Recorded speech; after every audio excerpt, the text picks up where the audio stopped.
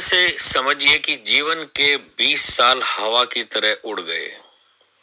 फिर शुरू हुई नौकरी की खोज। ये नहीं वो, दूर नहीं पास। ऐसा करते करते 2-3 नौकरियां छोड़ते एक तय हुई और थोड़ी स्थिरता की शुरुआत हुई।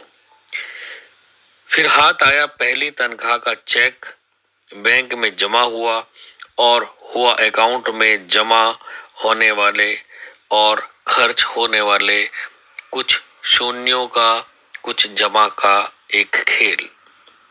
2-3 वर्ष और निकल गए। बैंक में थोड़े और शून्य कभी घट गए और कभी बढ़ गए। उम्र 25 हो गई। फिर विवाह हो गया। जीवन की राम कहानी शुरू हो गई। शुरू के 1-2 साल नर्म, गुलाबी, रसीले, सपनीले गुजरे। हाथों में हाथ डालकर घूमना फिरना, रंग बिरंगे सपने, पर ये दिन जल्दी ही उड़ गए। और फिर बच्चे के आने की आहट हो गई। वर्ष भर में पालना झूलने लगा। अब सारा ध्यान बच्चे पर केंद्रित हो गया। उठना बैठना, खाना पीना, लाड दुलार। समय कैसे कैसे फटाफट निकल गया, पता ही नहीं चला। इस बीच कब मेरा हाथ उसके हाथ से निकल गया, बातें करना, घूमना फिरना कब बंद हो गया, दोनों को ही पता नहीं चला। बच्चा बड़ा होता गया, वो बच्चे में व्यस्त हो गई, मैं अपने काम में। घर की, गाड़ी की किस्त, बच्चे की जिम्मेदारी, शिक्षा और भविष्य की सुविधा, और साथ ही बैंक में शून्य बढ़ाने की चिंता। उसने भी अपने काम में पूरी तरह झोंक दिया और मैंने भी इतने में 35 वर्ष पूरे कर लिए। घर, गाड़ी, बैंक में कुछ रुपए, परिवार सब है, फिर भी कुछ कमी है। पर वो क्या है, ये समझ में नहीं आया। उसकी चिढ़ बढ़ गई, मैं उदासीन होने लगा। इस बीच दिन बीतते गए, समय गुजरता गया, बच्चा बड़ा होता गया और उस बच्चे का खुद का संसार तैयार होता गया। कब 10वीं आई और चली गई पता नहीं चला। तब तक दोनों ही 40-42 के हो गए। बैंक में शून्य बढ़ता ही गया और कभी कम होता गया। एक नितांत एकांत क्षण में मुझे वो गुजरे दिन याद आए और मौका देखकर उससे कहा, अरे जरा यहाँ तो आओ, पास बैठो, चलो हाथ में हाथ डालकर कहीं घूम के आते हैं। उसने अजीब सी नजरों से मुझे देखा और कहा, तुम्हें कुछ सूझता है? यहाँ ढेर सारा काम पड़ा है, तुम्हें बातों की सूझ रही है? कमर में पल्लू खोस वो निकल गई और फिर आया 45वां साल। आंखों पर चश्मा लग गया, बाल काला रंग छोड़ने लगे, दिमाग में कुछ उलझने शुरू हो गई और बीमारियों की दवाइयां बढ़ने लगी। बेटा उधर कॉलेज में था, इधर बैंक में शून्य कभी घट रहे थे तो कभी थोड़ा बढ़ भी रहे थे। मैं देखते ही देखते यह महसूस करने लगा कि अब बेटे का कॉलेज खत्म हो चुका है। वह अपने पैरों पर खड़ा हो गया है। उसके पंख फूटे और उड़ गया। पर्दे, उसके बालों का काला रंग भी उड़ गया। कभी कभी दिमाग साथ छोड़ने लगा। उसे चश्मा भी लग गया। मैं खुद बूढ़ा हो गया, वो भी उम्र दराज लगने लगी। दोनों 55 से 60 की ओर बढ़ने लगे। बैंक के शून्यों की कोई खबर नहीं रही। बाहर आने जाने के कार्यक्रम बंद होने लगे। अब तो गोली दवाइयों के दिन और समय निश्चित होने लगे। बच्चे बड़े होंगे तब हमारे साथ रहेंगे। सोच लिया। यह घर अब बोझ लगने लगा। बच्चे कब वापस आएंगे, यही सोचते सोचते बाकी के दिन गुजरने लगे। एक दिन यूं ही सोफे पर बैठा ठंडी हवा का आनंद ले रहा था। वो दिया बाती कर रही थी, तभी फोन की घंटी बजी। लपक के फोन उठाया। दूसरी तरफ बेटा था। उसने कहा कि उसने शादी कर ली है, अब वह परदेश में ही रहेगा। उसने ये भी कहा कि पिताजी, आपके बैंक के शून्यों को किसी वृद्धाश्रम में दे दीजिए और आप भी वहीं रह लेना। कुछ और औपचारिक बातें कहकर बेटे ने फोन रख दिया। मैं पुनः सोफे पर आकर बैठ गया। उसकी भी दिया बाती खत्म होने को चली थी। मैंने उसे आवाज दी, चलो आज फिर हाथों में हाथ लेके बात करते हैं। वो तुरंत बोली, अभी आई। मुझे विश्वास नहीं हुआ।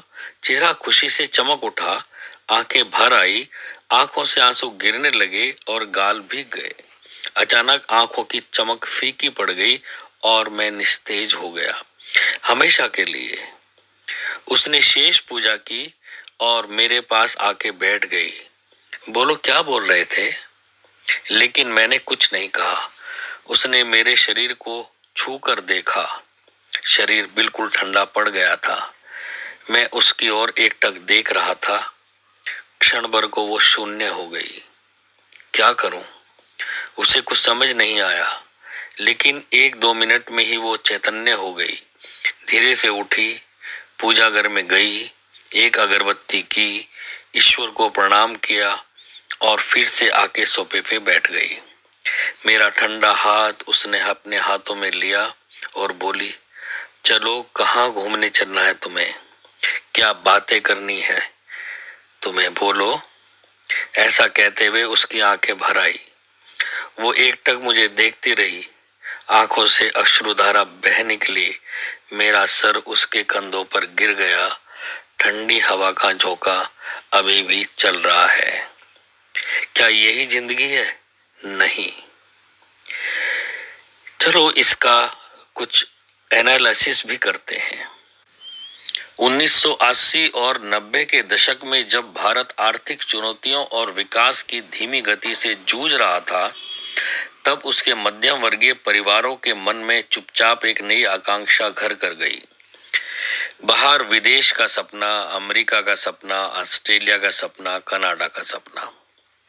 अवसर, समृद्धि और उन्नति के अपने वादे के साथ संयुक्त राज्य अमेरिका और अन्य विदेशी देश लाखों युवा भारतीयों और उनके माता पिता के लिए एक आदर्श बन चुके थे। बच्चे का विदेश में जाना सफलता की निशानी बन गया, बहुत गर्व का स्रोत बन गया और कई परिवारों के लिए सफल होने की यह अंतिम मान्यता भी बन गई। लेकिन भौतिक प्रगति पर आधारित हर सपने की तरह इस सपने की भी एक कीमत थी, जिसे भारतीय माता पिता की ये पूरी पीढ़ी चुपचाप चुका रही थी। आज किसी भी भारतीय शहर में घूमें और आपको अनगिनत बुजुर्ग जोड़े बड़े खाली घरों में रहते हुए मिलेंगे। उनके बच्चे समुद्र से दूर हैं, या फिर वो अनगिनत जोड़े आपको एक निराश परंतु एक उम्मीद की आशा लगाए हुए वृद्धाश्रम में एक दूसरे से अपनी सफलता की कहानी कहते हुए मिलेंगे। वो सफलता की कहानी दरअसल उनका अपना डिप्रेशन है, जो वो वृद्धाश्रम में एक दूसरे से अपने बच्चों की तारीफ, कितना कमा रहा है, कितना खुश है, कौन से देश में है, ये सब करके वृद्धाश्रम में एक दूसरे को सांत्वना सी देते दिखाई देते हैं। ये वे माता पिता हैं जिन्होंने कभी अपने बच्चों को बेहतरीन शिक्षा, सही कोचिंग और विदेश जाने के साधन सुनिश्चित करने के लिए अथक परिश्रम किया था। उन्होंने निजी सुख सुविधाओं का त्याग किया, अपनी इच्छाओं पर लगाम लगाई और अपने बच्चों के भविष्य के निर्माण में खुद को समर्पित कर दिया। एक ऐसा भविष्य जो विडंबना यह है कि अब उन्हें पीछे छोड़ चुका है। एक अस्थायी महत्वाकांक्षा के रूप में शुरू हुआ अध्ययन, काम और वापस लौटना वर्षों से स्थायी प्रवास में बदल गया। बच्चों की नौकरी पाई, घर बनाए, शादी की और विदेशी धरती पर परिवार बसाया। वो वहीं बस गए, वो वापस नहीं आए। कभी पत्रों और सालाना फोन कॉल से पाटी जाने वाली दूरियां अब क्षण भंगुर वीडियो कॉल और त्योहारों की शुभकामनाओं के जरिए प्रबंधित की जाती हैं।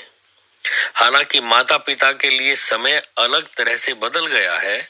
स्वास्थ्य बिगड़ता है, अकेलापन बढ़ता है और हर गुजरते साल के साथ एक परिचित चेहरे, साथ में खाना खाने या एक साधारण बातचीत की लालसा बढ़ती जाती है।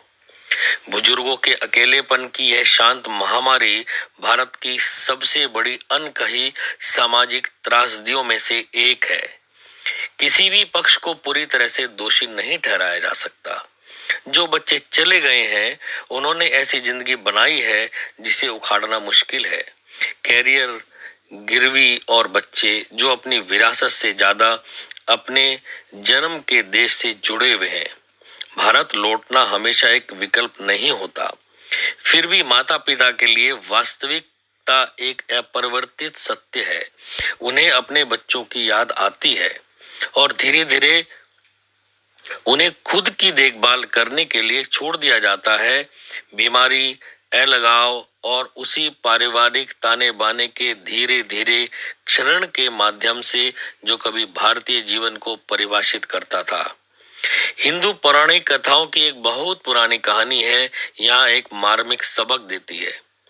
जब भगवान शिव और देवी पार्वती ने अपने बेटों भगवान कार्तिकेय और भगवान गणेश से पूछा कि वे 3 बार दुनिया का चक्कर लगाएं ताकि ये साबित हो सके कि कौन अधिक बुद्धिमान है, तो कार्तिकेय तुरंत अपने मोर पर सवार होकर तीनों लोकों की यात्रा करने निकल पड़े। हालांकि भगवान गणेश ने चुपचाप अपने माता पिता की परिक्रमा की और घोषणा की, आप ही मेरी दुनिया है।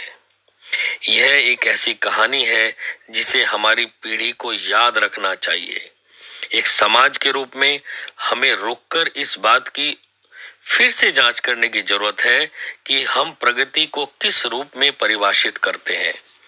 मौद्रिक सफलता, वैश्विक गतिशीलता और व्यावसायिक उपलब्धियां मूल्यवान हैं, लेकिन उन्हें मानवीय जुड़ाव, जिम्मेदारी और करुणा की कीमत पर नहीं आना चाहिए।